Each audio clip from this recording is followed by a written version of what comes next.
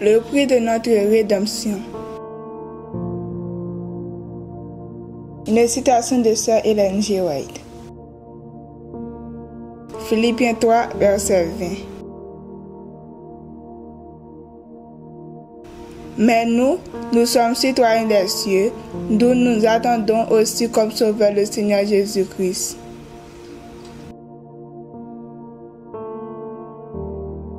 Tandis que le Christ montait vers le ciel, les mains tendues pour bénir ses disciples, une nuée d'anges le reçut et le cacha à leurs yeux. Les disciples, forçant leur regard, cherchaient à apercevoir une dernière fois leur Seigneur, quand deux anges, se détachant de la joyeuse armée, s'approchèrent d'eux et leur dit: Hommes galiléens, pourquoi vous arrêtez-vous à regarder au ciel? C'est Jésus qui a été enlevé au ciel du milieu de vous, viendra de la même manière que vous l'avez vu allant au ciel. Acte 1, verset 11. Les disciples furent remplis d'une grande joie. Ils se répétaient sans cesse les paroles du Christ sans cette dernière leçon, telles que nous les rapportent les chapitres 14, 15 et 16 de Jean. Chacun d'entre eux avait quelque chose à dire à ce sujet, tout particulièrement sur le 14e chapitre de Jean. La promesse de son retour et la pensée qu'il leur avait laissée sa paix remplissaient leur cœur de joie. Satan a fait ses prisonniers des hommes et des femmes. Il les réclame pour ces sujets.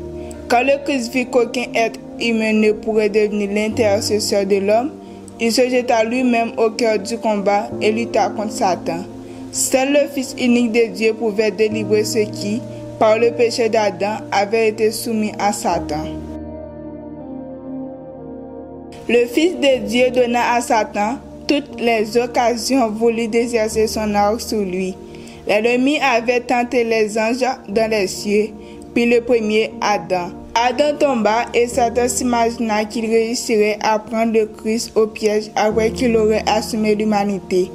Toute l'armée déchue considérait cet engagement comme une occasion de s'assurer la suprématie sur le Christ. Quand les lèvres du Christ furent scellées par la mort, Satan et ses gens s'imaginèrent avoir remporté la victoire. L'angoisse inexprimable du Christ venait de la pensée que la culpabilité du monde entier pesait sur lui. De cette lutte mortelle, le Fils de Dieu ne pouvait compter que sur le Père céleste, et uniquement par la foi. Il était la rançon, le don offert pour délivrer les captifs. Par son bras puissant, il a apporté le salut aux enfants des hommes, mais à quel prix pour lui? Quel spectacle que ce conflit! Il eut pour résultat de démontrer la justice de Dieu à tout l'univers.